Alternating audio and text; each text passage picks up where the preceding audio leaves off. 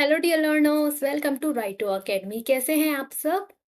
तो बच्चों, आज हम बहुत दिनों बाद मिल रहे हैं और आज हम स्टार्ट करने वाले हैं अपना साइंस का chapter fourth, which is carbon and its compound. तो बच्चों, चैप्टर स्टार्ट करने से पहले मैं आपको उस चैप्टर की इम्पोर्टेंस बताती हूँ। वैसे ही मैं आज आपको इस चैप्टर की इम्पोर्टेंस बताने वाली हूँ। हमारा चैप्टर का क्या नाम है? Carbon and its compound. तो बच्चों, अगर मैं आपसे थोड़ा इन जनरल बात करूँ पीरियोडिक टेबल की, राइट? हमारे पास पीरियोडिक टेबल कुछ ऐसे होती है। अगर आपने देखा होगा, ऐसे करके हमारे पास पीरियोडिक टेबल होती है। और मैं आपको बताना चाहूँगी कि हमारे पास पीरियोडिक टेबल में 118 एलिमेंट्स मौजूद है इस टाइम, यानी 118 एलिमेंट मौजूद है, जिनमें से कार्बन भी एक क्या है? एलिमेंट होता है, राइट? अगर मैं इसकी प्लेस की बात करूँ तो हमारे पास क्या होता है कि जो हमारे पास ये वर्टिकल्स जाता है डायरेक्शन में, वो हमारे पास क्या कहलाते हैं? ग्रुप्स कहलाते हैं। ग्रुप्स कहलाते हैं वो। थोड़ा क्लियर नहीं लिखा है, एक सेकेंड। तो मैं इसको क्या है ना, जी से लिख देती हूँ। चलो पूरा ही लिख देती हूँ। वो हमारे पास क्या होते हैं? ग्रुप होता है, राइट? और जो हमारे पास हॉरिजॉन्टल इस तरीके से जाते हैं, वो हमारे पास क्या कहलाते हैं बच्चों? पीरियड कहलाते हैं, पीरियड, राइट? तो अगर मैं कार्बन की पोजीशन की बात करूँ तो वो जो होता है बच्चों हमारा, कुछ इस जगह पे जो है इसकी पोजीशन रहती है पीरियोडिक टेबल में। अब सवाल ये है कि 118 एलिमेंट्स होने के बावजूद केवल कार्बन पर चैप्टर क्यों? राइट? हो सकता है आप में से पूछे या आप में से बच्चे सोचें कि शायद हम हर एक एलिमेंट के ऊपर चैप्टर देखने वाले हैं पीरियोडिक टेबल में। तो मैं आपको बताना चाहूंगी कि बच्चों, ऐसा नहीं है। हमारे पास केवल कार्बन के ऊपर ही एक पूरा चैप्टर है। और ऐसा क्यों है? इसका जो जवाब है वो ये है कि आप थोड़ा पीछे जाओ। पीछे इन द सेंस कि मैंने जब आपको लाइफ प्रोसेस चैप्टर पढ़ा रही थी, मैं लाइफ प्रोसेस में हमने क्या पढ़ा था? हमने ये जाना था कि अ, हमारी जो बॉडी के फंक्शंस हैं वो कैसे होते हैं। वहां पर जब मैंने वो चैप्टर स्टार्ट किया था, तो तब मैंने एक लाइन बोली थी कि हमारा जो लिविंग ऑर्गेनिज्म है वो किसके ऊपर बेस्ड रहते हैं? कार्बन एटम के ऊपर ही रहते हैं। तो वहाँ पर हमने फिर क्या पढ़ा था? हमने अलग से ये पढ़ा था कि जो कुछ एनिमल्स हर्बीवोरस होते हैं, जैसे जो केवल प्लांट्स खाते हैं, उनकी जो स्मॉल इंटेस्टाइन होती है वो एज़ कम्पेयर टू कार्निवोरस, यानी कि जो मीट खाते हैं, उनसे जो है लंबी होती है। स्मॉल इंटेस्टाइन लंबी होती है एज़ कम्पेयर टू कार्निवोरस की स्मॉल इंटेस्टाइन से। ऐसा क्यों होता है? क्योंकि जो हमारा प्लांट है वो हमारा सेल्यूलोस कंटेन करता है, जिसको डाइजेस्ट करने में हमारे को ज़्यादा टाइम लगता है। तो हालाँकि ये चीज़ तो उस चैप्टर की हो गई, बट वहाँ पे हमने क्या पढ़ा था कि मौजूद होता कार्बन हर किसी में है, बट वो अलग-अलग जो है कॉम्प्लेक्सिटी में होता है। कि भई किसी में सेल्युलोज़ की फॉर्म में ज़्यादा है तो लॉ स्मॉल इंटेस्टाइन लंबी हो गई। तो वो थोड़ा मैंने आपको थोड़ा बायोलॉजिकल वो बता दिया पोर्शन उसका। बट कहने का मतलब है कि वहाँ से आप को आपने एक टर्म पढ़ी थी ग्लूकोज़, राइट? अब मैं अगर ग्लूकोज़ का आपसे फ़ॉर्मूला पूछने लगूँ तो हमारे पास ग्लूकोज़ का फ़ॉर्मूला होता है C6H12O6। तो अगर आप इसका फ़ॉर्मूला देखोगे तो यहाँ पे क्या दिख गया आपको? C6 दिख गया। अब अगर मैं आपसे एक और एलिमेंट की बात करूँ, मैं यहाँ पे आपसे बात करती हूँ CO2, कार्बन डाइऑक्साइड। आपको पता ही होगा, तो कार्बन डाइऑक्साइड में भी आपके पास क्या होता है?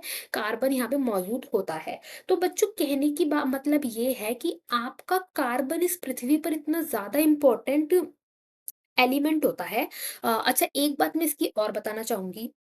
कार्बन की जो अबंडेंस की अगर मैं बात करूँ, क्योंकि जब मैं कार्बन इतना इम्पोर्टेंट बोल रही हूँ, तो हो सकता है बच्चे ये सोचे कि पृथ्वी पर हमारा कार्बन जो है बहुत ज़्यादा मात्रा में मौजूद होगा, इसका मतलब। तो मैं आपको ये बताना चाहती हूँ कि ऐसा नहीं होता बच्चों। इसकी जो अबंडेंस है, अगर मैं क्रस्ट की बात करूँ, तो क्रस्ट में हमारे पास इसकी अबंडेंस होती है कितनी? 0.02% ओनली। क्रस्ट समझ गए ना आप लोग? अर्थ के अंदर। और एटमॉस्फेयर में क्या होता है? वो बस एक पॉइंट ज्यादा होता है। या ये 0.02% क्रस्ट में हो गया अर्थ की, और 0.03% हमारा होता है एटमॉस्फेयर में। तो बेसिकली आप देखो, ये बहुत ही कम परसेंटेज है कार्बन की इन अर्थ, ठीक है? उसके बावजूद जो कार्बन है इतना कम अमाउंट में मौजूद होने के बाद भी वो बहुत ज़्यादा इम्पोर्टेंट होता है। पहला तो उसका रीज़न ये होता है कि हमारा लिविंग ऑर्गेनिज़्म जो होता है, लिविंग जो थिंग होती है, उसका जो स्ट्रक्चर होता है वो बेस्ड ही हमारा कार्बन से होता है। बेस्ड कैसे कार्बन से होता है? जैसे मैंने यहाँ पे ग्लूकोज़ की बात करी। अब आपने प्लांट को भी पढ़ा, आपने एनिमल्स को भी पढ़ा लाइफ़ प्रोसेस में, आपने देखा कि दोनों को ही ग्लूकोज़ चाहिए, एनर्जी चाहिए, काम करने के लिए एनर्जी चाहिए, तो वो एनर्जी जो आपको चाहिए वो किस फ़ॉर्म में आपको मिल रही है? आप साँस जो ले रहे हो O2 और रिलीज़ कर रहे हो क्या CO2, तो बेसिकली कार्बन आ कहाँ से रहा है ना? तो ये सब चीज़ें आपने क्या है पहले लाइफ प्रोसेस में पढ़ ली हैं। तो ये जो थोड़ा बहुत मैंने बोला है ये आपको ये बताने की कोशिश करी है कि how carbon is so important to us. अच्छा, अब मैं आपको थोड़ा और क्लियरली अगर कार्बन के बारे में बताऊँ तो मैं आपको आपको अज़्यूम करना है कि मैंने आपको बोला है कि अपने चारों तरफ इन द सेंस कि आपने अभी नहीं, अभी इस टाइम आप जहाँ वीडियो दे दे बैठ के देख रहे होंगे, मैं केवल वहाँ की बात नहीं कर रही। इन जनरल जैसे आप जहाँ भी घूमे हो वहाँ पे अगर मैं आपको बोलूँ कि आप एक टेबल बनाओ और उस टेबल में 3 कैटेगरीज़ बना दो। लाइक फर्स्ट कैटेगरी आप मेटल की रख दो, सेकंड कैटेगरी में आप ग्लास या क्ले रख दो, ठीक है? इन दोनों के अलावा आप एक थर्ड कॉलम बनाओ और इन दोनों के अलावा मैं कहूँ कि आपकी नज़रों में आपने जो-जो भी चीज़ें देखी हैं, आपको कैटेगराइज़ करना है। जैसे कि आपने अपना कोई मेटल है, जो भी आपने मेटल देखा होगा, उसको आपने मेटल की कॉलम में रख दिया। उसके अलावा जब आपने ग्लास की बात करी, जैसे आपके स्पेक्स हो गए, आपका मिरर हो गया, उस ग्लास में या क्ले में आपने उसके कॉलम में उनको रख दिया। उनके उसके अलावा जितनी भी सारी चीज़ें हैं, वो आपको कहाँ रखनी है? थर्ड कॉलम में रखनी है। तो वहाँ पे आप क्या देखोगे, उनमें से जो आपने थर्ड कॉलम में सामान रखा है, उनमें से ज़्यादातर जो आपका सामान है उसमें आपका कार्बन मौजूद होता है। जैसे मैं क्या कहना चाह रही हूँ देखो, हमारे पास देखो यहाँ पे इस फिगर में आप देख सकते हो। मैंने अभी आपको क्या करने के लिए कहा, मैंने आपको सिंपली कहा था कि आप ऐसे करके एक टेबल प्रिपेयर करो। आपने ये टेबल प्रिपेयर की, मैंने ये बहुत छोटा ड्रॉ कर रही हूँ बट आप अपनी कॉपी में बड़ा ड्रॉ करोगे। फिर मैंने आपको कहा था कि इसको 3 कॉलम में जो है डिवाइड कर दो। पहले कॉलम में आपको मेटल लिखना है, एम बना दो। दूसरे कॉलम में मैंने आपको कहा था ग्लास या क्ले से रिलेटेड चीज़ रख दो। तीसरे कॉलम में मैंने कहा था कि उस इन दोनों के अलावा जो भी आप देख रहे हो वो सारी चीज़ें यहाँ रख दो। अब देखो कुछ चीज़ें तो मैंने यहाँ ड्रॉ ही कर रखी हैं, जैसे आपके सारे जानवर, जानवर और हम इंसान या प्लांट भी है। देखो यहाँ पे प्लांट भी बना है, यानी कि बेसिकली क्या है, एक तरीके से लिविंग थिंग्स है आपके पास। लिविंग ऑर्गेनिज्म जो है वो आपके क्या आते हैं, उनका स्ट्रक्चर जो होता है वो कार्बन बेस्ड ही होता है। उसके अलावा कितनी सारी चीज़ें, आपका सारा फूड, आपका खाने का सारा सामान, आपके पास दवाइयाँ, आपके कपड़े, सोप्स एंड डिटर्जेंट, आपका मेकअप और इनके अलावा भी पता नहीं कितनी सारी चीज़ें बच्चों, ये सब जो है आपका क्या होता है, ये कार्बन बेस्ड होते हैं। इन सब में आपका कार्बन जो है मौजूद होता है। तो इन्हीं कुछ विशेषताओं की वजह से हमें कार्बन जो है इतना ज़्यादा इम्पोर्टेंट एलिमेंट लगा कि हमें इसके ऊपर अलग से एक चैप्टर बनाना पड़ गया। लाइक बहुत कुछ है जो आपको कार्बन के बारे में जानना है, कार्बन की प्रॉपर्टीज़ को आपको पढ़ना है। अगर मैं बात करूँ कि अगर मैं आपसे इन जनरल साइंस की बात करूँ, क्योंकि आपको ये जानना, ये चैप्टर इतना ज़्यादा इम्पोर्टेंट है कि अभी आप जैसे 10th क्लास में हो, इसके बाद आपका जो है हाई लेवल की स्टार्ट हो जाएगी पढ़ाई 11th और 12th में। वहाँ पे जाके आपके सब्जेक्ट्स जो हैं डिवाइड हो जाते हैं। लाइक अभी तो आप पढ़ रहे हो साइंस, क्या पढ़ रहे हो आप? साइंस। आगे जाके आपका ये जो साइंस है ये डिवाइड होने वाला है किसमें? फिजिक्स में और केमिस्ट्री में, केमिस्ट्री में, ठीक है? उसके बाद जो ये आपका केमिस्ट्री सब्जेक्ट है, ये भी आपका फर्दर डिवाइड होने वाला है किसमें? 3 पार्ट में, फिजिकल में, अच्छा यहाँ पे मैं बायो लिखना भूल गई, यहाँ पे बायो लिख लूँ, ठीक है? तो आपका यहाँ पे फिलहाल जो साइंस है वो 3 पार्ट से बनकर मिला होता है, फिजिक्स, केमिस्ट्री और बायो। और अगर मैं यहाँ पे पर्टिकुलरली केमिस्ट्री की बात करूँ तो जो आपका केमिस्ट्री है वो भी आपका जाके 3 पार्ट में आगे जाके डिवाइड हो जाता है। फिजिकल में होता है, इनऑर्गेनिक में होता है, इनऑर्गेनिक में होता है और होता है ऑर्गेनिक में। ठीक है? क्या होता है? ऑर्गेनिक। और जो ये ऑर्गेनिक वर्ड है ना बच्चों, this is all about living organism या मैं कहूँ लिविंग थिंग। ठीक है? और जहाँ भी बात आएगी लिविंग थिंग की, वहाँ पर बात आती है कार्बन की। तो ये ऑर्गेनिक केमिस्ट्री होता है ना बच्चों, ऑर्गेनिक केमिस्ट्री, ये पूरा का पूरा ऑर्गेनिक केमिस्ट्री की अगर मैं बात करूँ तो it is all on what? Carbon element. ये पूरा का पूरा हमारा जो चैप्टर है ये किसके ऊपर होता है? ये कार्बन के ऊपर होता है। तो मैं ये जो थोड़ा बहुत आपको पहले जो ये सारी इन्फॉर्मेशन दे रही हूँ, मैं ये बताने की कोशिश कर रही हूँ कि कैसे हमारा कार्बन जो है इतना ज़्यादा इम्पोर्टेंट होता है। सी आपका जो है आगे जाके आप 11th-12th में आप केमिस्ट्री अलग से पढ़ोगे, एक सब्जेक्ट होगा आपके पास, केमिस्ट्री अलग होगा, फिज़िक्स अलग होगा। उसमें भी आपका जो केमिस्ट्री है वो डिवाइड हो जाता है 3 पार्ट में, जैसे कि आपका साइंस डिवाइड होता है, फिज़िक्स, केमिस्ट्री, बायो में, सिमिलरली केमिस्ट्री भी डिवाइड होता है। फिजिकल में जहाँ पे आप ज़्यादातर न्यूमेरिकल से डील करोगे, इनऑर्गेनिक, और फिर हमारे पास क्या होता है ऑर्गेनिक। और ये जो पूरा का पूरा ऑर्गेनिक वाला पोर्शन है बच्चों, ये तो हमारा किस पे बेस्ड होता है, केवल और केवल कार्बन पर ही बेस्ड होता है। तो इतना इंपॉर्टेंट होता है कार्बन मॉलिक्यूल हमारी जो है लाइफ में, ठीक है। हालांकि मैंने आपको बताया कि इसकी अबंडेंस कितनी कम है। अगर अर्थ क्रस्ट की मैं बात करूं तो उसमें ये 0.02% होता है, किसमें, क्रस्ट में, अर्थ की क्रस्ट में। और हमारा 0.03% होता है किसमें, एटमोसफेयर में। एटमोसफेयर का मैं लिख रही हूँ तो आप समझ जाना, राइट। तो इतनी कम अबंडेंस होने के बाद भी, पृथ्वी पर इतनी कम अबंडेंस होने के बाद भी ये बहुत ज्यादा जो है इम्पोर्टेंस रखता है अपने खुद में, कार्बन मॉलिक्यूल, ठीक है। तो अब हमें जो है इसके बारे में धीरे-धीरे क्या है, पढ़ाई करनी है कि हमारे पास क्या-क्या चीज़ें होती हैं कार्बन में, कैसे होता है, क्या-क्या चीज़ें होती हैं, ठीक है बच्चों? तो अब हम स्टार्ट कहाँ से करेंगे? हम इसकी पढ़ाई स्टार्ट करेंगे इसके स्ट्रक्चर से। इसका जो मैं कहूँ कि हमने जो 9th क्लास में थोड़ा बहुत पढ़ा था कि हमारा जो फीलिंग्स कैसी होती है, इलेक्ट्रॉनिक कॉन्फ़िगरेशन की बात अगर अब मैं करूँ यहाँ पे। अच्छा, तो इलेक्ट्रॉनिक कॉन्फ़िगरेशन क्या होता है बच्चों? अगर मैं आपको पहला टॉपिक बताऊँ, इलेक्ट्रॉनिक कॉन्फ़िगरेशन, ठीक है? तो इलेक्ट्रॉनिक कॉन्फ़िगरेशन क्या होता है बच्चों? देखो, हमारे पास क्या होता है, हमने क्या पढ़ाई की है कि हमारे पास एटम जो है सबसे स्मॉलेस्ट यूनिट होती है किसी भी चीज़ की, फंडामेंटल यूनिट होती है किसी भी चीज़ की, जिससे कोई भी एलिमेंट, कोई भी सब्सटेंस हमारा बना हुआ होता है। जैसे कि मान लो, अब अगर मैं बात करूँ, मेरे हाथ में ये पेन है, ये पेन आप देख सकते हो। अगर मैं इस पेन की बात करूँ तो इसका, पेन का जो सबसे छोटा हिस्सा होगा ना, वो बच्चों हमारे पास क्या होता है, एटम होता है, राइट। अब ये एटम जो होता है ना, हमारी इस पृथ्वी पे इस टाइम पे 118 एलिमेंट मौजूद है। हमारी इस पृथ्वी में सारी चीज़ें 118 एलिमेंट से ही बनी हुई होंगी। कैसे? अगर आप सोच रहे होंगे कि ये मैम क्या बोल रही हैं कि 118 एलिमेंट से ही बनी होगी। अगर आप मानो, ठीक है, आप अगर हवा की बात करो तो आपकी हवा में जो है कुछ गैसेस हैं। कुछ गैसेस का नाम जैसे मैं बोलूँ, ऑक्सीजन सबसे पहले, ठीक है। ऑक्सीजन के बाद हमारे पास CO2 हो गया।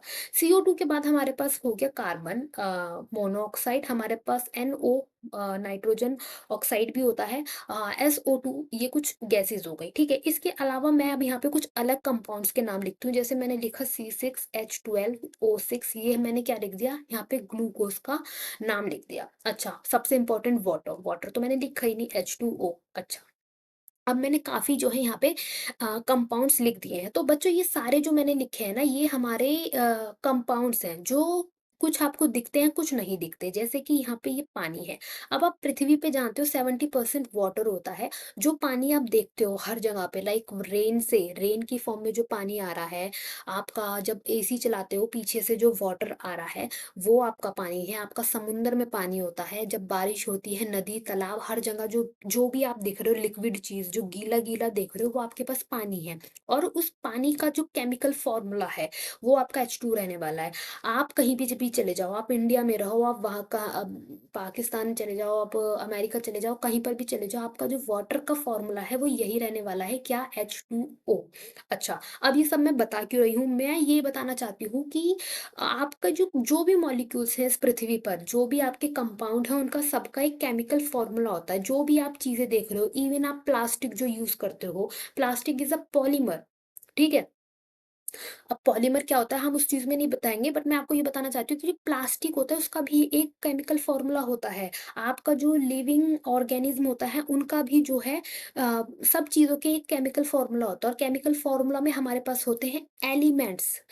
इसीलिए मैंने ये सब चीज़ें आपको समझाई हैं कि मैं आपको बताना चाह रही थी कि जो पीरियोडिक टेबल में आप ये जो एलिमेंट्स पढ़ते हो ना बच्चों, इस पृथ्वी पे सारी ही चीज़ें, इन सारे एलिमेंट, इन इन इस टेबल में जितने भी एलिमेंट मौजूद हैं, उन सारे जो हैं एलिमेंट्स किन्हीं न किन्हीं, कुछ मतलब कुछ उन्हीं में से कुछ एलिमेंट से ही बन रखी हैं। उन उन उन एलिमेंट से ही जो है वो सारी चीज़ें बनी हुई हैं। मैं ये बताना चाह रही थी, ठीक है? तो जो कोई भी एलिमेंट है या मैं कहूँ एटम, राइट? मैंने क्या बोली कि सबसे छोटी चीज़ क्या होती है? एटम होती है। अब मैं आपको कहाँ पहुँचाना चाह रही हूँ? लाइक मैं ये सारी चीज़ें जो इतनी देर से बताना चाह रही हूँ, मैं आपको कहाँ ले जाना चाह रही हूँ? मैं ले जाना चाह रही हूँ उसके स्ट्रक्चर पे, एटॉमिक स्ट्रक्चर की मैं यहाँ पे बात करना चाह रही हूँ कि मैंने ये जो इतना सब कुछ इतनी देर से बता रही हूँ मैं, हो सकता है बच्चे सोच रहे हो कि मैम क्या बताना चाह रही हूँ? मैं ये बताना चाह रही हूँ कि इस पृथ्वी पे सारी चीज़ें जो बनी हुई हैं, उन सबका एक फ़ॉर्मूला होता है, केमिकल फ़ॉर्मूला होता है और उस फ़ॉर्मूले में आपके मौजूद होते हैं एलिमेंट्स और वो एलिमेंट्स ही होते हैं हमारे क्या इस पीरियोडिक टेबल में।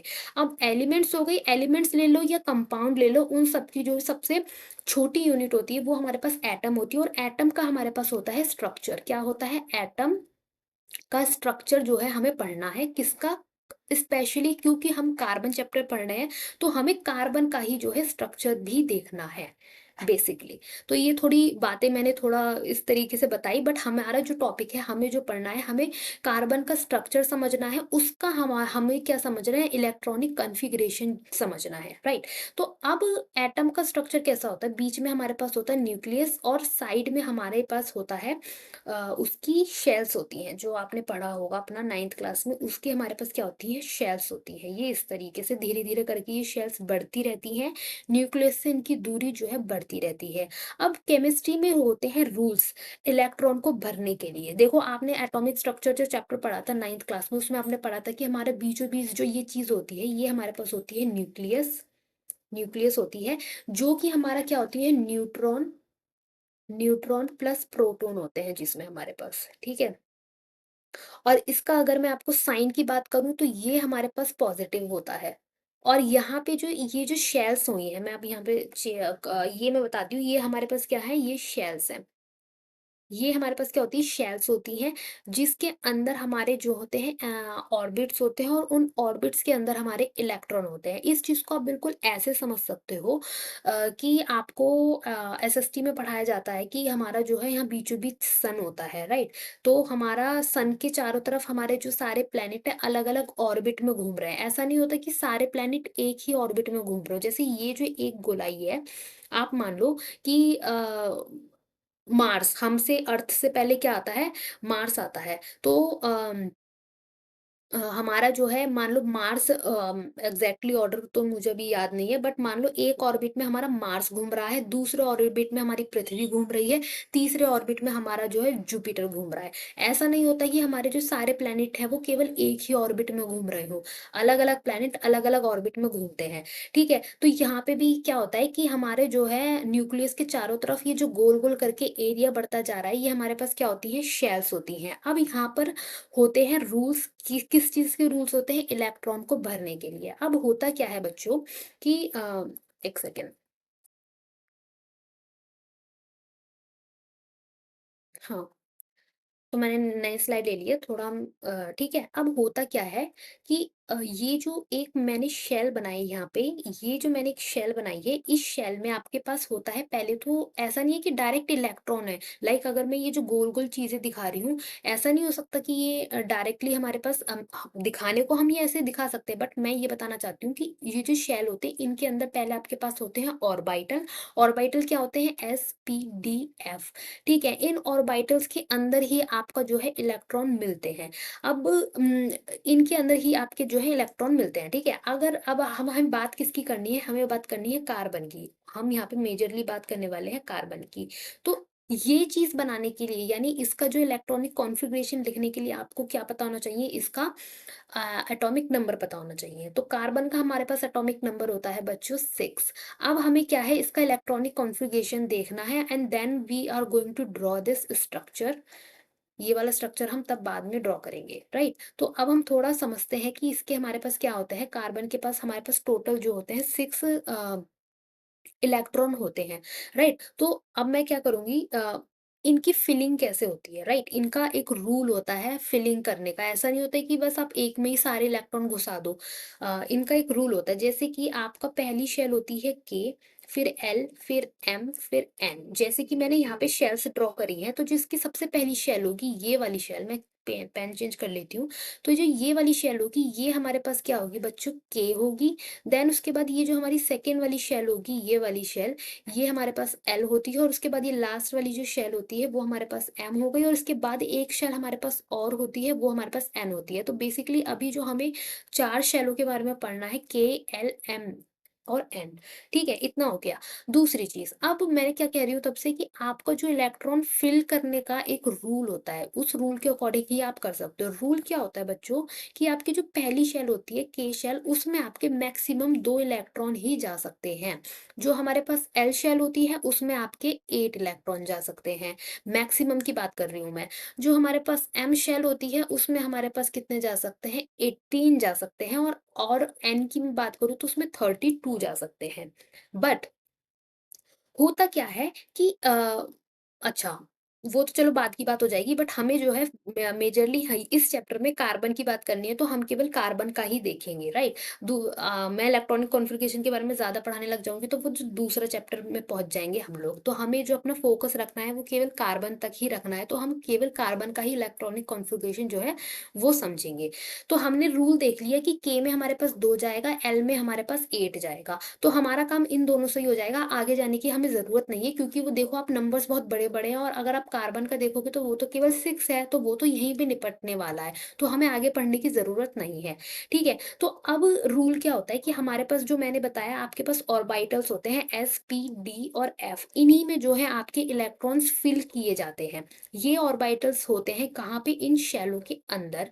इन्हीं शैलो में इन्हीं ऑर्बिटल में जो है आपके इलेक्ट्रॉन भरे जाते हैं। वो कैसे भरे जाते हैं, अब आप देखिए, कार्बन को अगर मुझे 6 इलेक्ट्रॉन भरने हैं, तो मैं कैसे लिखूंगी, 1s2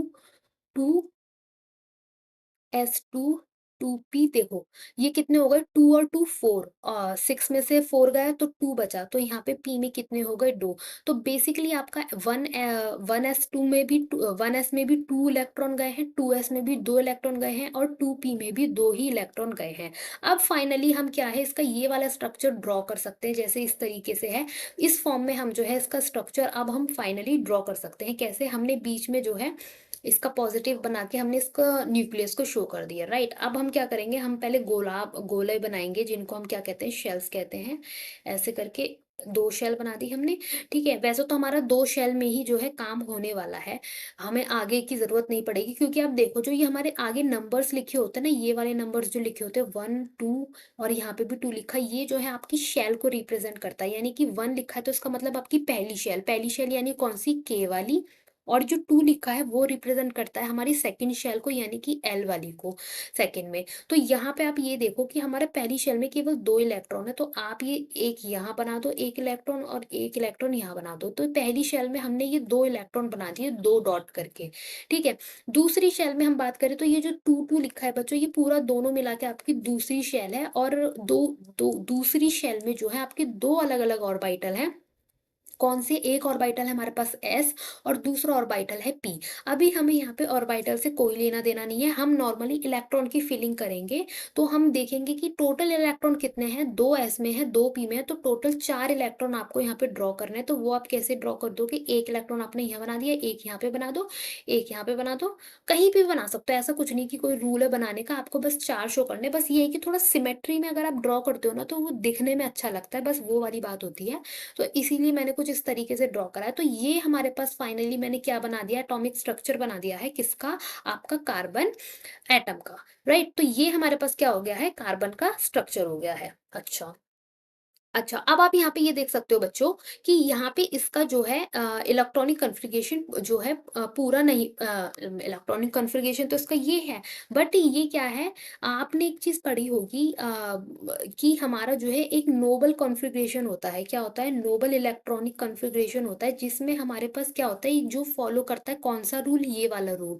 यानी कि हमारे जो सारे शेल है वो हमारी फुल्ली फिल्ड हो, क्या हो, फुल्ली फिल्ड, यानी कि मैक्सिमम जितने भी इलेक्ट्रॉन उसमें आ सकते हो वो हो उसमें। जैसे कि अगर मैं के की बात करूँ तो उसमें 2 इलेक्ट्रॉन हो, और अगर मैं एल की बात करूँ यानी सेकंड वाले की बात करूँ तो उसमें 8 इलेक्ट्रॉन हो।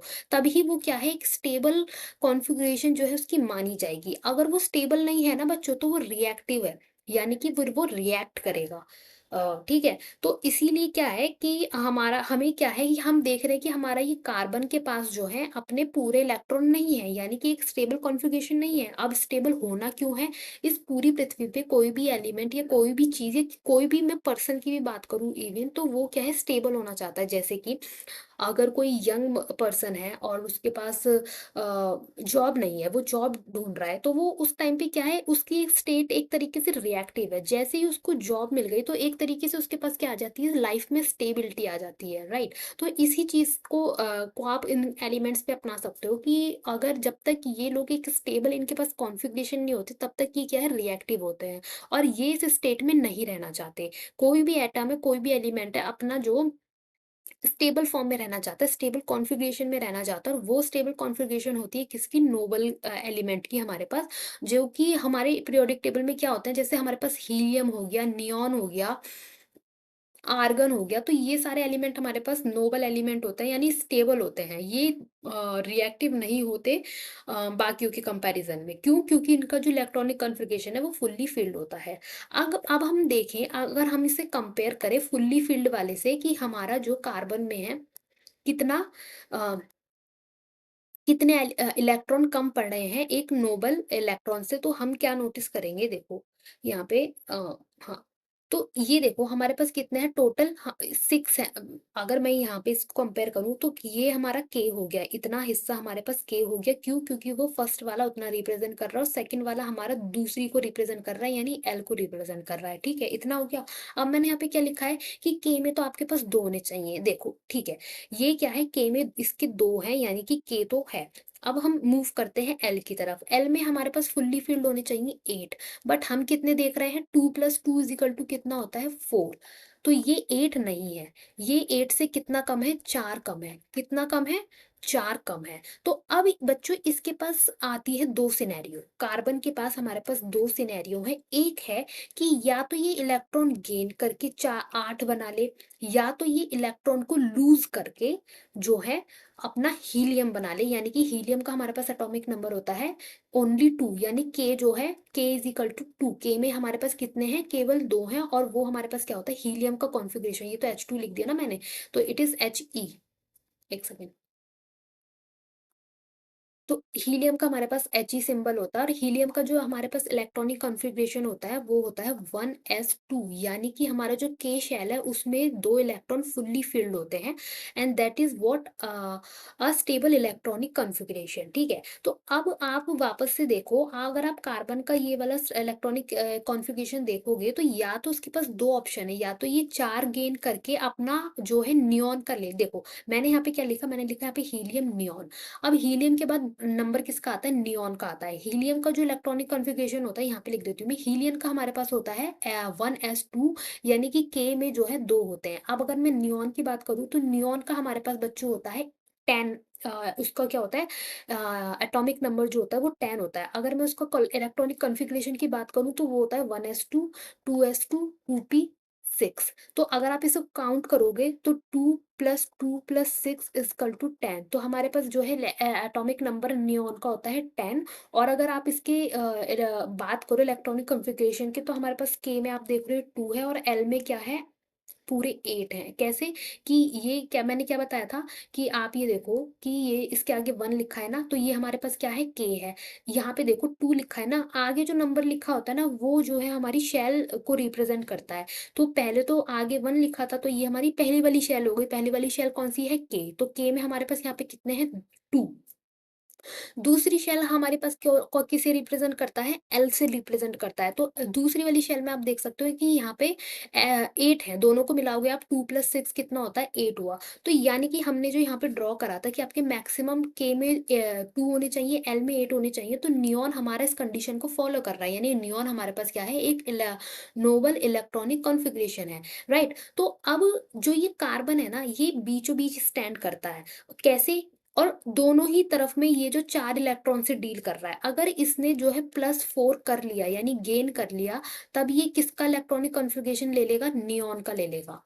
ठीक है? अगर इसने जो है -4 कर दिया, 4 लूज़ कर दिए, तब ये किसका इलेक्ट्रॉनिक कॉन्फ़िगरेशन ले लेगा, हीलियम का ले लेगा, जो कि हमारा है 2, 1s2, राइट? कैसे जो इसके पी ये जो 4 है ये जो एल वाले हैं ये निकल जाएँगे। जब आप इसको लूज़ करोगे तो ये वाले 4 जो आपके लूज़ हो जाएँगे तो आपका क्या है ये हीलियम बन जाएगा। ठीक है बच्चों? अब ये क्या है, ये दोनों ही कंडीशन हमारे पास होनी मुश्किल है। कैसे? अगर आप जो है +4 करते हो, तो आप क्या कर रहे हो कि देखो, आपने पहले ये चीज़ पढ़ी होगी कि हमारा जो एक एटम होता है, उस एटम में जितने हमारे पास प्रोटॉन होते हैं, उतने ही हमारे पास इलेक्ट्रॉन होते हैं, राइट? कोई भी आपका एटम है, उसके अंदर आपका proton is equal to number of electron ये होता है। यानी कि जितना पॉज़िटिव है, उतना ही आपके पास नेगेटिव है। तभी तो कोई चीज़ न्यूट्रल होगी, अदरवाइज़ उसके पास चार्ज नहीं आ जाएगा। और जो एटम होता है वो तो हमारे पास न्यूट्रल होता है, तो वो न्यूट्रल कैसे होता है? उसमें जितना प्रोटॉन होता है उतना ही हमारे पास नेगेटिव होता है, यानी कि जितना उसके पास इलेक्ट्रॉन होंगे उतने ही हमारे पास उतने प्रोटॉन होते हैं, राइट? तो अभी अगर हम कार्बन की बात करें तो कार्बन का जैसे हमारा एटॉमिक नंबर 6 है, तो इस टाइम यहाँ पे 6 ही आपके पास प्रोटॉन है और 6 ही आपके पास इलेक्ट्रॉन है, राइट? बट अगर आप ये पहली वाली कंडीशन में जाते हो कि आपने 4 इलेक्ट्रॉन को गेन कर लिया, तो तब आपके पास क्या होगा, 6 तो प्रोटॉन रह जाएँगे which is not equal to 6। अब आप 6 में 4 अगर प्लस करते हो तो कितना होगा? मैथ्स तो पढ़ी है, 6 में अगर आप 4 प्लस कर दोगे तो वो 10 बन जाता है। तो 6 इज़ नॉट इक्वल टू 10। तो बच्चों जो 6 प्रोटॉन हैं उनको 10 इलेक्ट्रॉन को होल्ड करना यानी पकड़ के रखना बहुत मुश्किल होगा। इट्स नॉट पॉसिबल कि भाई एक प्रोटॉन को ज़िम्मेदारी मिली है 1 इलेक्ट्रॉन को पकड़ के रखने की।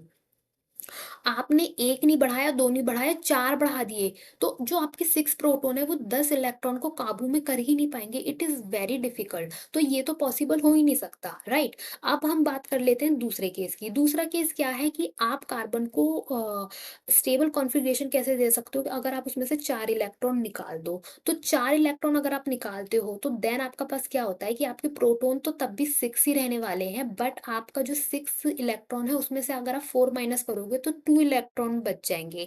अच्छा, अब आप ये बोलोगे कि मैम अब तो आपका जो 6 प्रोटॉन है वो 2 इलेक्ट्रॉन को पकड़ सकता है। पकड़ तो सकता है, बट आपको जो 4 इलेक्ट्रॉन निकालने में जो एनर्जी चाहिए ना बच्चों, वो बहुत ही ज़्यादा चाहिए। तो it is also not a good way कि आप जो है कार्बन को एक स्टेबल स्टेट में पहुँचाओ। तो इस तरीके से हमारे जो ये दोनों ही पाथ हैं वो पॉसिबल नहीं है। ये दोनों ही के दोनों ही रास्तों से हम नहीं जा सकते। यहाँ पे अब किसका जन्म होता है? यहाँ पे हमारे पास जन्म होता है किसका? शेयरिंग का। किसका जन्म होता है बच्चों? शेयरिंग का। अब ये शेयरिंग क्या चीज़ है? देखो, अगर मैं एक कार्बन का आपको स्ट्रक्चर बनाती हूँ, स्ट्रक्चर नहीं मतलब जैसे यहाँ पे आता है इलेक्ट्रॉन डॉट स्ट्रक्चर हम लेते हैं। इलेक्ट्रॉन डॉट स्ट्रक्चर क्या होता है बच्चों कि हम एक एलिमेंट के वैलेंस इलेक्ट्रॉन को ड्रॉ करते हैं। अब वैलेंस इलेक्ट्रॉन क्या होता है? हमारे जो हमारा इलेक्ट्रॉनिक कॉन्फ़िगरेशन जब हम भरते हैं तो उसमें हमारा जो लास्ट के जो इलेक्ट्रॉन है वो ही लेते हैं। जैसे जैसे अगर हम कार्बन का ही मैं आपको इलेक्ट्रॉनिक कॉन्फ़िगरेशन यहाँ पे लिख कर दिखाऊँ तो वो होता है हमारे पास 1s2 2s2 2p 2, राइट? तो वैलेंस इलेक्ट्रॉन का मतलब है आपका लास्ट वाले इलेक्ट्रॉन, लास्ट की शेल वाले, राइट? तो आप देखो कि ये जो है आपका 1s है और ये जो 2 है ये आपके 2 है, यानी बेसिकली ये दोनों ही आपका सेकंड शेल में आते हैं। तो इसके जो अगर आप वैलेंस इलेक्ट्रॉन अगर मैं यहाँ पे वी से डिनोट कर रही हूँ किसको? वैलेंस इलेक्ट्रॉन को। तो अगर मैं कार्बन के वैलेंस इलेक्ट्रॉन की बात करती हूँ तो वो यहाँ पे है केवल 4। जो हमारे पास ये 1s2 है ये हमारे अंदर आ जाते हैं। अंदर कैसे आते हैं? अगेन आप इसका ये वाला स्ट्रक्चर समझो कि आप जो हमने इससे पहले बनाया है, 1 सेकंड, हाँ, ये वाला स्ट्रक्चर देखो। इस स्ट्रक्चर में देख सकते हो आप कि आपका ये जो न्यूक्लियस है इसके पास में ये जो है 2 इलेक्ट्रॉन है और उसके बाद जो हमारी ये बाहर वाला शेल है ना, इस बाहर वाली शेल में हमारे पास केवल 4 इलेक्ट्रॉन है। तो ये जो बाहर वाली शेल के जो इलेक्ट्रॉन है यही हमारे पास क्या कहलाते हैं बच्चों? वैलेंस इलेक्ट्रॉन कहलाते हैं, जो हमारे सबसे आउटर मोस्ट शेल में इलेक्ट्रॉन मौजूद होते हैं। ठीक है? तो यहाँ पे हमारे पास वैलेंस शेल कितने हो गए? 4। तो यहाँ पे जब आप ये जो शेयरिंग के लिए आप जो स्ट्रक्चर बनाते हो ना बच्चों, उसमें आप केवल वैलेंस इलेक्ट्रॉन को ही शो करते हो, आप सारे इलेक्ट्रॉन को शो नहीं करते। ठीक है? तो अब आपने क्या करा, आपने यहाँ पे ड्रॉ कर दिए उसके कितने, हमने ड्रॉ करने 4 इलेक्ट्रॉन क्योंकि इसके पास 4 ही हैं, ठीक राइट? तो हमने क्या करा, 1, 2 और 3 और 4 मैंने यहाँ पे ऐसे करके जो है ये इस तरीके से ड्रॉ कर दिए। अब यहाँ पे होता क्या है बच्चों, शेयरिंग में आपके पास क्या होता है कि आप ना लोगे ना दोगे।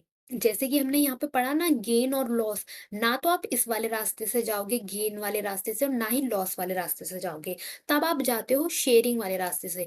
आपको यहाँ पे क्या करना होता है, शेयरिंग करनी होती है, यानी कि मिल बांट के करना होता है। अब यहाँ पे ये मिलना बांटना यानी शेयरिंग किसकी होती है, यहाँ पे शेयरिंग होती है बच्चों इलेक्ट्रॉन इलेक्ट्रॉन की।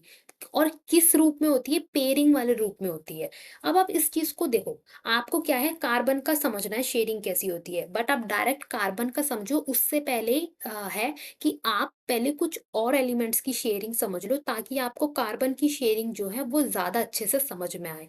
ठीक है, तो मैं यहाँ पे क्या कहना चाहती हूँ कि मैं यहाँ पे सबसे पहले आपको शेयरिंग बताऊंगी किसकी, हाइड्रोजन की। हाइड्रोजन मॉलिक्यूल जो हमारा क्या होता है, H2 मॉलिक्यूल होता है, राइट। अब हम क्या करेंगे कि हम डायरेक्ट कार्बन की शेयरिंग पढ़ने से पहले हम कई मॉलिक्यूल्स की शेयरिंग समझते हैं, अ, ताकि आपको जो है कार्बन की शेयरिंग अच्छे से समझ में आ जाए।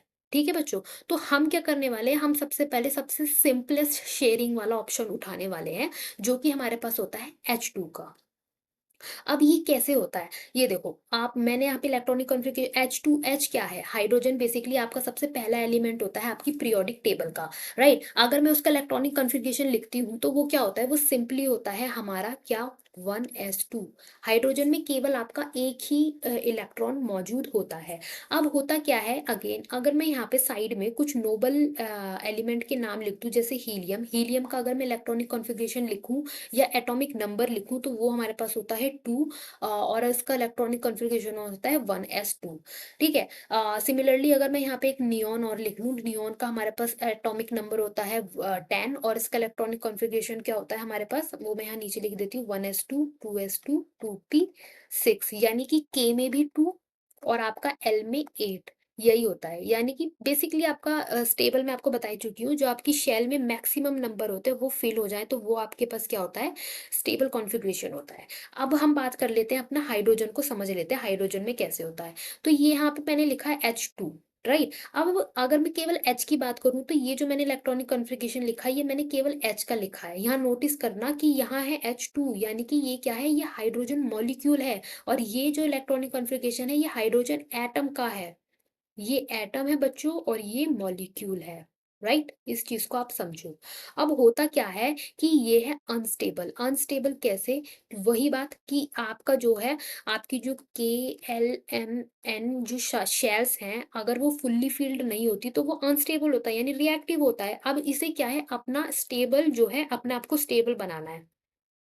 तो ये क्या करेगा, ये खुद तो है ही, ये बोलेगा, ये अपने एक और साथी को बुला लेगा, यानी एक और एच को बुला लेगा। अब इसने क्या दिमाग लगाया कि मेरे पास भी एक है, तुम्हारे पास भी एक है, एक क्या, इलेक्ट्रॉन।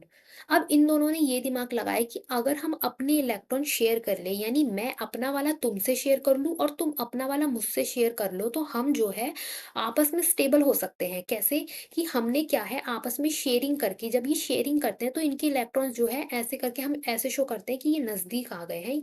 तो ये ऐसे करके नजदीक आ गए और इन्होंने क्या है शेयरिंग कर ली, और शेयरिंग करके ऐसे करके यहाँ पे एक बॉन्ड फॉर्म हो जाता है फिर इनके बीच में। ठीक है, तो यहाँ पे क्या हुई है बच्चों, this is what I was trying to saying कि हाउ द इलेक्ट्रॉन शेयर, यानी कि बेसिकली इलेक्ट्रॉन्स में शेयरिंग कैसी होती है। तो यहाँ पे क्या हुआ है, यहाँ पे बेसिकली आप शेयरिंग देख सकते हो कि ये आपके पास H1 है और ये H2 है, आप इसे ऐसे मान सकते हो।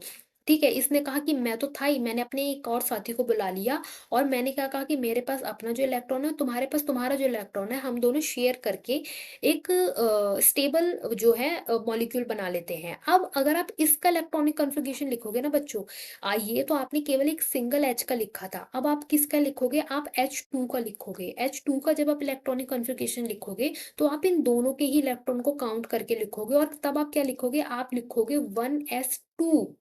क्या लिखोगे, आप लिखोगे 1s2 which is the electronic configuration of what, helium.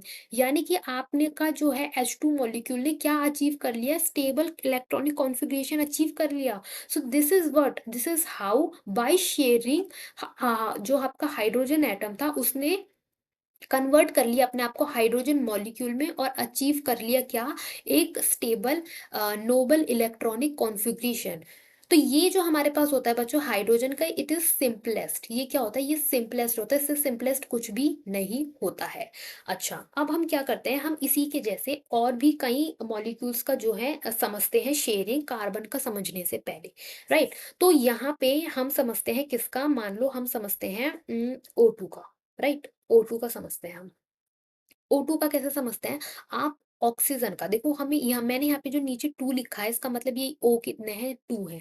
But अगर मैं सिंगल O का इलेक्ट्रॉनिक कॉन्फ़िगरेशन लिखूं, इलेक्ट्रॉनिक कॉन्फ़िगरेशन किसका लिख रही हूँ मैं, सिंगल O का, तो वो कितना होता है, पहले तो O का एटॉमिक नंबर पता होना चाहिए, राइट। तो एटॉमिक नंबर होता है इसका 8, तो 8 को हमें अब भरना है। तो हम कैसे भरेंगे, 1s2 2s2 2p, अ, कितने हो गए, 4। तो अगर हम इसको कंबाइन करेंगे, 2 + 2 + 4, ये हमारे पास कितना हो गया है, 6 + 2 8। तो हमारे पास 8 के जो होता है क्या होता है हमारे पास, इसका एटॉमिक नंबर होता है किसका, ऑक्सीजन का। अच्छा, अगर अब आप इसका इलेक्ट्रॉनिक इलेक्ट्रॉनिक कॉन्फ़िगरेशन देखोगे तो आप क्या देखोगे, ये जो होता है हमारा ये वाला पहला वाला, ये तो हमारा के का होता है। अब के में हमारे पास 2 ही चाहिए होता है, इसमें 2 है। एल का अगर आप देखो तो एल में हमारे पास क्या चाहिए होता है, 8 चाहिए होता है।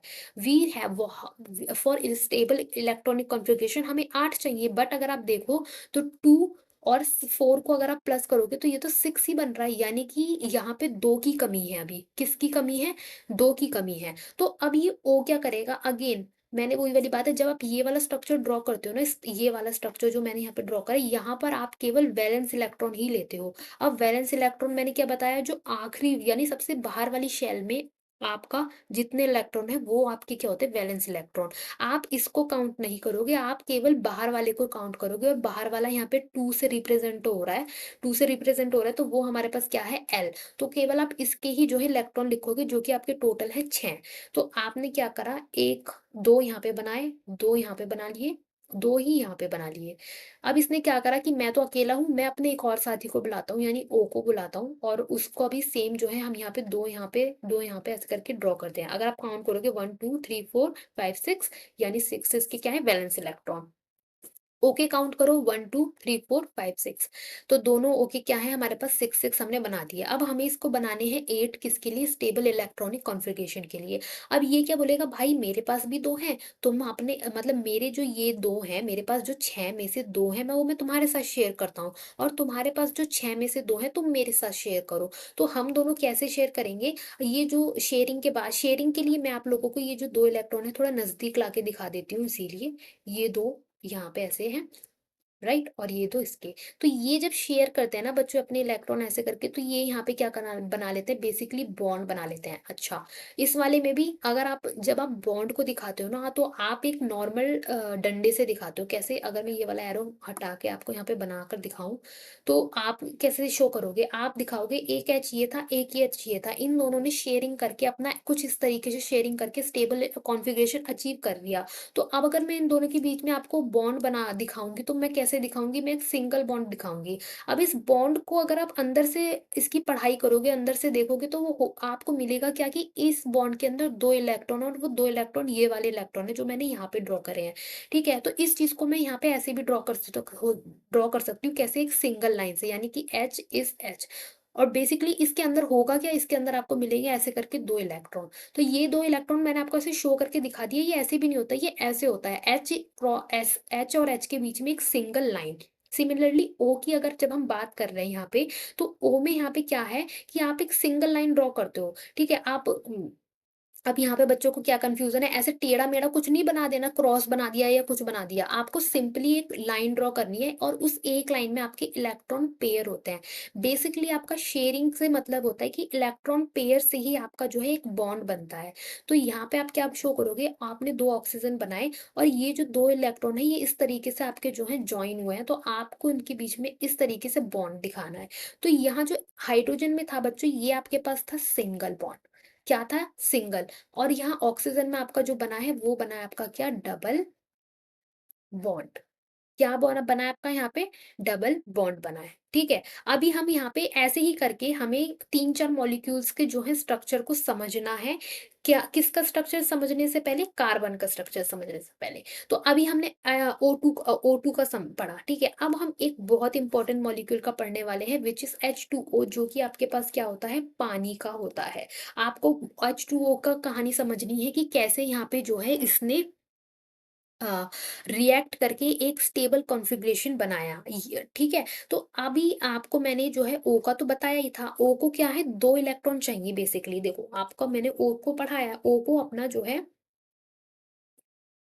O का वैलेंस इलेक्ट्रॉन कितने हैं? 6 हैं, जबकि उसे स्टेबल होने के लिए कितना चाहिए? 8 चाहिए। तो यानी कि उसे +2 और चाहिए। और हाइड्रोजन का भी मैंने आपको बता दिया कि हाइड्रोजन के पास कितने होते हैं? अपना 1-1 इलेक्ट्रॉन हाइड्रोजन के पास होता है, और हाइड्रोजन को 1 ही इलेक्ट्रॉन चाहिए अपना ऑक्टेट और पूरा करने के लिए। जैसे H2O में देखा था आपने कि उसने दूसरे H से कंबाइन कर लिया था। अब भई जब वो दूसरे H से कंबाइन कर रहा है 1 इलेक्ट्रॉन के लिए, तो वो 1 इलेक्ट्रॉन के लिए किसी और एलिमेंट से भी तो कंबाइन कर सकता है, ज़रूरी थोड़ी ना है वो हाइड्रोजन से ही करे। तो इस केस में क्या करा है, ऑक्सीजन ने अ, ऑक्सीजन को 2 इलेक्ट्रॉन चाहिए, उसको तो भई तुम बस 2 इलेक्ट्रॉन लाकर दे दो, और वो कैसे भी लाकर दो, ठीक है? अगर मैं यहाँ पे खुल के बनाऊँ थोड़ा, मैं यहाँ पे थोड़ा बड़ा-बड़ा बनाती हूँ ताकि आप समझो। देखो, O के पास मैंने क्या बना, पहला वाला ही स्ट्रक्चर मैच हो, बहुत बड़ा-बड़ा बना रही हूँ ताकि आपको समझ में आए, राइट? मैंने पहले भी O का ऐसे ही बनाया था। 1, 2, 3, 4, 5, 6, 6 हमारे पास O के पास जो है वैलेंस इलेक्ट्रॉन है। इसको 2 प्लस ऑस और चाहिए, 2 मोर इलेक्ट्रॉन चाहिए। अब हाइड्रोजन का अगर मैं ड्रॉ करूँ, तो 1 सेकंड। हाइड्रोजन का मैं ऊपर-नीचे ड्रॉ करती हूँ क्योंकि हमें यहाँ पे 2 हाइड्रोजन लगेंगे। तो हाइड्रोजन के पास हमारे पास क्या होते हैं? 1-1 ही होते हैं बेचारों के पास, और 1-1 ही इन्हें चाहिए, और इनको अपना ऑक्टेट पूरा करने के लिए इनको क्या है, K इज़ इक्वल टू 2 बनाना है, और ऑक्सीजन को नियॉन वाला इलेक्ट्रॉनिक कॉन्फ़िगरेशन फॉलो करना है, यानी K का में 2 और L में 8। अब L में है इसके पास 6, ठीक है? अब इसको 8 में कन्वर्ट करने के लिए इसको +2 और चाहिए। अब ये क्या करेगा, ज़रूरी नहीं है कि इसको +2 एक ही एटम से मिले, लाइक पहले वाले केस में इसको ऑक्सीजन से ही 2 इलेक्ट्रॉन मिल गए थे। बट इस वाले केस में इसको 2 इलेक्ट्रॉन कैसे मिलेंगे? एक इस वाले हाइड्रोजन से मिलेगा और एक इस वाले हाइड्रोजन से मिलेगा। अब हाइड्रोजन की कहानी क्या है? इसको भी एक ही इलेक्ट्रॉन चाहिए अपना ऑक्टेट कंप्लीट करने के लिए, स्टेबल कॉन्फ़िगरेशन पाने के लिए। तो यहाँ पे कैसे बॉन्ड फॉर्म होता है बच्चों, ये जो है अपना एक इलेक्ट्रॉन इससे शेयर कर देगा, और ये जो है यहाँ पे यहाँ से ऐसे शेयर कर देगा। तो बेसिकली अगर मैं यहाँ पे इसका आपको स्ट्रक्चर बना के दूँ, तो इसका स्ट्रक्चर मैंने आपको क्या बताया कि बॉन्डिंग कैसे शो होती है, एक सिंगल लाइन से शो करते हैं आप, तो ये आपने ऐसे करके बना दिया। बेसिकली इस लाइन के अंदर हुआ क्या है कि एक इलेक्ट्रॉन आपका हाइड्रोजन का और एक इलेक्ट्रॉन आपका ऑक्सीजन का है। सिमिलरली इस वाले में एक इलेक्ट्रॉन आपका हाइड्रोजन का है और एक इलेक्ट्रॉन आपका किसका है? ऑक्सीजन का है। तो इस तरीके से होती है बच्चों क्या, आपकी शेयरिंग होती है। यहाँ पे क्या हो रही है, सारी चीज़ें आपको क्यों समझाई जा रही है, क्यों पढ़ाई जा रही हैं? आपको शेयरिंग की वजह से समझाई जा रही है, ताकि आप समझो कि शेयरिंग से कैसे ये लोग अपना ऑक्टेट पूरा कर रहे हैं, राइट? अभी हम पढ़ते हैं एक और मॉलिक्यूल को, जो कि हमारे पास क्या होता है, ये शायद हमारा चौथा मॉलिक्यूल होगा जो कि हम पढ़ने वाले हैं नाइट्रोजन का, यानी N2 का। ये सब आपको क्यों पढ़ना है, अभी आपको डिफरेंस समझ में आएगा। अभी मैं ये सारे मॉलिक्यूल अभी मैं एक-एक करके पढ़ा रही हूँ, उसके बाद मैं आपको समराइज़ कर दूँगी, तो तब आपको जो है ज़्यादा अच्छे से समझ में आएगा कि हमने इतने सारे अलग-अलग मॉलिक्यूल्स पढ़े क्यों हैं बेसिकली, राइट? तो हम N का डिस्कस कर रहे थे, तो अगेन ये N2 है, यानी N का मॉलिक्यूल है। अगर मैं केवल N का ड्रॉ करूँ, तो N का हमारे पास जो एटॉमिक नंबर होता है वो होता है हमारा 7, राइट? ऑक्सीजन से 1 कम। तो इसका इलेक्ट्रॉनिक कॉन्फ़िगरेशन केवल N का क्या लिख होता है, 1s2, 2s2 और 2p क्या हो गया, 3 हो गया, राइट? अगर आप इसको कंबाइन करोगे, 2 plus 2 plus 3 is equal to आपका 7 बैठेगा, है? और अगर आप इसका केवल वैलेंस का देखोगे, क्योंकि आपको तो वैलेंस वाले से मतलब रहता है ना, तो ये जो है ये 1 वाला है, ये आपको किसी काम का नहीं है, आपको वैलेंस वाले देखना है, तो वैलेंस वाला आपका 2 प्लस 3 इज इक्वल टू 5 बैठेगा, यानी कि नाइट्रोजन के पास आपका कितना वैलेंस इलेक्ट्रॉन होते हैं? 5 होते हैं। अगेन मैं यहाँ पे वैसे ही बनाऊंगी, तो मैंने मान लो यहाँ पे n के ऊपर 2 बना दिए, और मान लो मैंने इस जगह पे 3 बना दिए, राइट? अब ये क्या बोलेगा, भाई मैं अकेला हूँ, मेरे साथ एक और आ जा, अपने एक और दोस्त को ले आएगा n को, तो क्या करेगा, उसका भी हम ऐसे ही बना देते हैं। अब ये n क्या करेगा कि ये बोलेगा कि अच्छा, अब ये देखो कि अगेन कि आपका के में आपको 2 चाहिए, एल में आपको 8 चाहिए। अब इसका एल में है 5, अब 8 में से 5 गया, 5 माइनस करोगे तो आपके पास 3 आया। तो बेसिकली इसको जो है नीड है किसकी? +3 की, यानी कि इसको 3 और इलेक्ट्रॉन मिल जाएँगे, तो ये जो है नोबल इलेक्ट्रॉनिक कॉन्फ़िगरेशन इसका हो जाएगा। यानी स्टेबल इलेक्ट्रॉनिक कॉन्फ़िगरेशन हो जाएगा। तो ये क्या करेगा, अपने ही भाई से मिलके ये बोलेगा, भाई मैं 3 अपने देता हूँ, तू 3 अपने दे, और हम तीनों हम जो है सारे मिलकर बना लेते हैं क्या? एक स्टेबल कॉन्फ़िगरेशन। तो जब ये तीनों आपस में मिल जाते हैं तो ये क्या फ़ॉर्म कर लेते हैं? ये फ़ॉर्म कर लेते हैं N2 molecule by forming triple bond. तो ये क्या हमें देखने को मिला? हमें यहाँ पे देखने को मिला ट्रिपल बॉन्ड। ये क्या है? Triple bond. तो आपने पहले सिंगल बॉन्ड देखा किसमें? H2 के केस में। देन आपने डबल बॉन्ड देखा किसमें? H2O2 के केस में। और अब आप देख रहे हो ट्रिपल बॉन्ड, यानी कि 2 ही मॉलिक्यूल में 3 बॉन्ड्स हैं बीच में, तो वो आप क्या देख रहे हो? आप देख रहे हो क्या?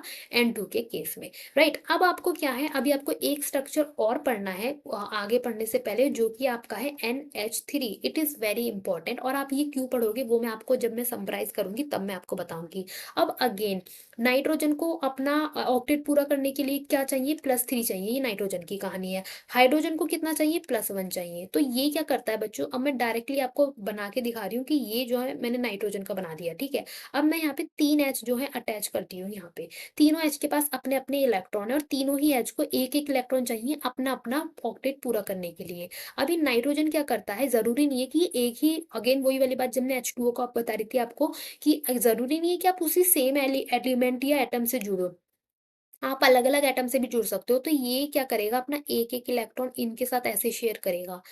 एक-एक इलेक्ट्रॉन, नाइट्रोजन एक-एक इलेक्ट्रॉन एक-एक हाइड्रोजन के साथ शेयर करेगा। अब इस तरीके से क्या होगा कि हाइड्रोजन के भी पूरे हो रहे हैं, भाई हाइड्रोजन को क्या है, 2 चाहिए था, एक तो इसका अपना हो गया, एक इसने नाइट्रोजन से ले लिया। सिमिलरली इसकी कहानी भी यही है, एक इसके पास अपना, एक इसने यहाँ से ले लिया। अब नाइट्रोजन का समझते हैं, नाइट्रोजन के पास 3 तो अपने हैं ही, और एक-एक इसने शेयर करके किससे ले लिया? हाइड्रोजन से ले लिया। अब अगर मैं इसका स्ट्रक्चर बनाऊँगी, तो वो स्ट्रक्चर कैसे बनेगा? HHH, और सिंपली आप जो है बॉन्डिंग से दिखा दोगे। आप ये जो लाइन बनाते हो ये आपका क्या है, बॉन्ड शो करती है, और एक बॉन्ड के अंदर आपका क्या होता है? इलेक्ट्रॉन पेयर होता है बेसिकली। वो चीज़ मैं आपको कई बार बता चुकी हूँ। तो ये हो गए बच्चों क्या आपके इतने सारे जो हैं आपने पढ़ा है। अब मैं आपको जल्दी से एक समराइज़ करके बता देती हूँ कि हमने क्या देखा। हमने ये देखा कि हमने कार्बन की कहानी पढ़ी कि भई ना तो वो 4 ले सकता ना 4 दे सकता। क्यों? क्योंकि 6 प्रोटॉन 10 इलेक्ट्रॉन को होल्ड नहीं कर सकते, और दूसरे में हमें बहुत ज़्यादा एनर्जी की रिक्वायरमेंट होगी, जो कि बहुत ज़्यादा मुश्किल भरा काम है। तो हमने इसका सॉल्यूशन निकाला क्या? शेयरिंग। अब फिर हमने क्या कहा कि हम डायरेक्ट कार्बन का ना पढ़ के हम पहले और मॉलिक्यूल्स का समझते हैं कि शेयरिंग बेसिकली होती क्या है। तो हमने सबसे पहले सबसे सिंपलेस्ट में शेयरिंग समझी कि H2 में कैसे शेयरिंग होती है, कि भई एक एलिमेंट में एक इलेक्ट्रॉन मैं अपना ला रहा हूँ, एक इलेक्ट्रॉन तू अपना ला, और हम दोनों आपस में मिल बाँट के अपने जो है इलेक्ट्रॉनिक कॉन्फ़िगरेशन को स्टेबल बना लेते हैं। तो इन्होंने क्या करा, आपस में एक सिंगल बॉन्ड फ़ॉर्म करके हमने देखा कि यहाँ पे सिंगल बॉन्ड किस तरीके से फ़ॉर्म होता है। देन हमने क्या करा, हमने O2 की कहानी पढ़ी। हमने सिंगल बॉन्ड पढ़ा, हमने उसके बाद O2 में डबल बॉन्ड की कहानी पढ़ी। उसके बाद हमने क्या पढ़ा, हमने ये जाना कि ऐसा नहीं होता कि हर बार ये दोनों आपस-आपस में ही मिलते हो, लाइक O के साथ O ही जुड़ेगा या H के साथ H ही जुड़ेगा। इसीलिए हमने कहानी पढ़ी H2O की, राइट? हमने H2O पढ़ा क्यों? बेसिकली हमने इसलिए पढ़ा कि ज़रूरी नहीं है कि हर बार सेम ही मॉलिक्यूल से सेम ही एटम से जो है शेयरिंग की जाए। ऑक्सीजन जो है अपना H से 2 H से भी कंबाइन कर सकता है। सिमिलरली हमने फिर ट्रिपल बॉन्ड के लिए पढ़ाई करी कि हमारा बेसिकली ट्रिपल बॉन्ड क्या होता है, कि जब हमारे 2 एलिमेंट के बीच में 3 बॉन्ड बन जाए तो वो हमारे पास किसका केस होता है? ट्रिपल बॉन्ड का केस होता है। और जैसे हमने H2O पढ़ा वैसे ही हमने NH3 पढ़ा कि नहीं भाई ज़रूरी नहीं है कि N N के साथ ही जुड़े। N हमारा जो है H के साथ भी जुड़ सकता है। तो ये सारी कहानी बच्चों आपने सारी पढ़ने के बाद यहाँ पे आप आओगे, तो आप यहाँ पे क्या देखोगे कि अब हमारा जो है कार्बन को जो है अपने 4 बेसिकली चाहिए। भई इसको अपना जो है 4 चाहिए। अब यहाँ पे होता क्या है बच्चों कि ये 4 लेगा कैसे? तो यहाँ पे जब आपका कार्बन का जो पहला सिंपलेस्ट कंपाउंड होता है वो होता है CH4। जैसे कि आपने इसीलिए आपने पहले क्या पढ़ा, आपने H2O पढ़ा और आपने NH3 पढ़ा। अब आप क्या पढ़ने जा रहे हो, आप पढ़ने जा रहे हो CH4। तो इसके लिए तो मैं एक अलग स्लाइड ही लेना चाहूंगी, क्योंकि आपका ये जो होता है CH4 ये हमारे पास होता है मीथेन। क्या होता है ये? मीथेन। मीथेन कैसे? जैसे कि आपका H2O होता है वाटर, सही से लिखते हैं, H2O आपका होता है वाटर, और आपका NH3 भी का भी नेम होता है, क्या होता है? अमोनिया, अमोनिया कहते हैं इसको, अमोनिया, राइट? वैसे ही इन सब के क्या होते हैं? अपने केमिकल नेम होते हैं। सिमिलरली ऐसे ही हमारा जो है CH4 मॉलिक्यूल का केमिकल नेम होता है क्या? Methane, right? तो अब आपको जो है आसानी होगी इसकी शेयरिंग समझने में। तो आप क्या देखोगे कि आपके पास मैंने ये बना दिया कार्बन एटम, राइट? अब इस कार्बन के पास होते हैं आपके 4 वैलेंस इलेक्ट्रॉन, कितने होते हैं? 4 होते हैं। वैलेंस इलेक्ट्रॉन ही आपको शो करने होते हैं। अब मैं ये क्या कर रही हूँ कि एक सेकंड मैं ना थोड़ा बड़ा बनाती हूँ समझाने के लिए। तो मैंने ये बड़ा-सा कार्बन ले लिया और मैंने यहाँ पे इसके बना दिए 4 ही एलिमेंट, और मैंने यहाँ बना दिए 4 ही H, राइट? अब इन HO के पास अपने-अपने इलेक्ट्रॉन तो होंगे, अपने-अपने इलेक्ट्रॉन तो हैं। तो अभी इन चारों H को एक-एक H चाहिए, एक-एक इलेक्ट्रॉन चाहिए अपना जो है हीलियम वाला इलेक्ट्रॉनिक कॉन्फ़िगरेशन लेने के लिए, यानी कि K = 2 वाला, राइट? और इस कार्बन को चाहिए 4, तो ये क्या करेगा? अपने चारों को अलग-अलग हाइड्रोजन से शेयर कर देगा इस तरीके से। अब ये वाला देखो बच्चों, समझना कितना आसान हो गया, क्यों? क्योंकि आपने इससे पहले H2O और NH3 का समझ लिया। दैट्स व्हाई आपको क्या है, पहले उनका पढ़ाया गया ताकि आप कार्बन वाले का अच्छे से समझ सको। तो अब अगर मैं इसका जो स्ट्रक्चर ड्रॉ करूँगी वो मैं कैसे ड्रॉ करूँगी? ये हमारा होगा कार्बन का, मैं 4 डायरेक्शन में अच्छे से बना के दिखा रही हूँ आपको। बेसिकली बीच में हमारा ये जो है ये बॉन्ड रिप्रेज़ेंट कर रहा है। ये क्या रिप्रेज़ेंट कर रहा है? ये डंडा जो है ये आपका बॉन्ड रिप्रेज़ेंट करता है, ठीक है? अब यहाँ पे आपकी जो है कहानी आती है किसकी? कोवैलेंट बॉन्ड की। कोवैलेंट बॉन्ड की। बेसिकली आपका कोवैलेंट बॉन्ड होता क्या है, राइट?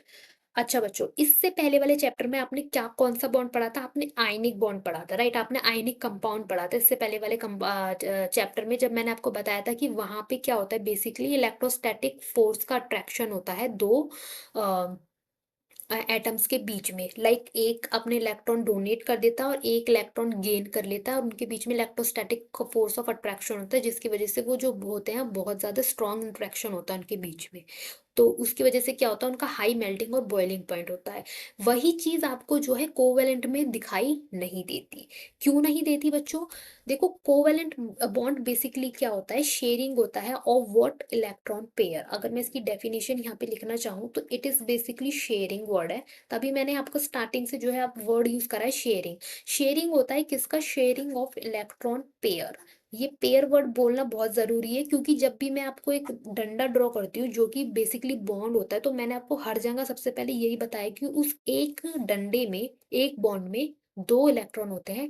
एक इलेक्ट्रॉन होता है ए वाले मॉलिक्यूल का और दूसरा इलेक्ट्रॉन होता है बी वाले एलिमेंट का, एटम का, राइट?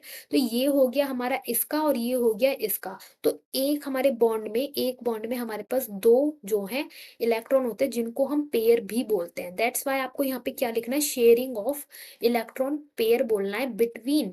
बिटवीन को मैं ऐसे लिख रही हूँ, बिटवीन एटम्स। बिटवीन 2 एटम्स भी लिख सकते हो आप, ठीक है? Between 2 atoms. तो ये आपकी क्या होती है? बेसिकली डेफिनेशन होती है कोवेलेंट बॉन्ड की। अब इससे पहले जो आपने बॉन्ड पढ़ा था वो पढ़ा था आयनिक बॉन्ड। आयनिक बॉन्ड में आपने क्या पढ़ा था कि वो जो होते हैं स्ट्रॉन्ग होते हैं, उनका जो मेल्टिंग और बॉइलिंग पॉइंट होता है वो बहुत ज़्यादा स्ट्रॉन्ग होता है। वही चीज़ आपको यहाँ पे देखने को नहीं मिलती, किसमें? कोवेलेंट बॉन्ड में। अब यहाँ पे आप देख सकते हो, यहाँ पे आपको कार्बन के कितने कंपाउंड है। देखो, आपको सबसे पहले यहाँ पे मीथेन गिवन है, जिसकी हमने पढ़ाई अभी अभी करी है, CH4, राइट? अब आपको जैसे ही आप CH4 कहीं पर भी देखोगे ना, आपके दिमाग में एक इमेज बन जाएगी कि कैसे ये CH4 फॉर्म हुआ है, राइट? आपने पढ़ा कि अ, किस तरीके से इनके बीच में जो है कोवेलेंट बॉन्ड बने। अब कोवेलेंट बॉन्ड क्या होते हैं? वो होते हैं आपकी शेयरिंग से। शेयरिंग यहाँ पे क्यों हुई? वो कार्बन के केस में शेयरिंग क्यों हुई वो मैंने आपको बता दिया कि ये ना तो गेन करने की स्थिति में है, ना लॉस करने की स्थिति में है, तो ये किस पोजीशन में रह जाता है? फिर केवल शेयरिंग वाली पोजीशन में रह जाता है, राइट? अब यहाँ पे आप देख रहे हो कि ये जो कोवेलेंट कंपाउंड लिखे हैं सारे कार्बन के लिखे हैं, ये आगे जाके पढ़ोगे आप, ये सब कार्बन के कंपाउंड है। कि आपका इथेनॉल, क्लोरोफॉर्म, एसिटिक एसिड, इन सब के मेल्टिंग एंड बॉइलिंग पॉइंट यहाँ पे मेंशन है। और यहाँ पे जबकि अगर आप देखोगे कि आपका आयनिक, आप इसको कंपेयर करोगे जब आयनिक वाले से, तो उनके जो बॉइलिंग और मेल्टिंग पॉइंट है वो इससे बहुत ज़्यादा है, बहुत ज़्यादा। तो वो क्यों है? क्योंकि वहाँ पे आपका strong electrostatic force of attraction होता है, वहाँ पे स्ट्रॉन्ग होता है वो, और ये स्ट्रॉन्ग नहीं होते। स्ट्रॉन्ग कैसे नहीं होते बच्चों? देखो यहाँ पे अगर मैं इसकी बात करूँ, मान लो ये ले लिया मैंने NH3, ठीक है। अब मैंने ले लिया NH3 और फिर मैंने ले लिया NH3।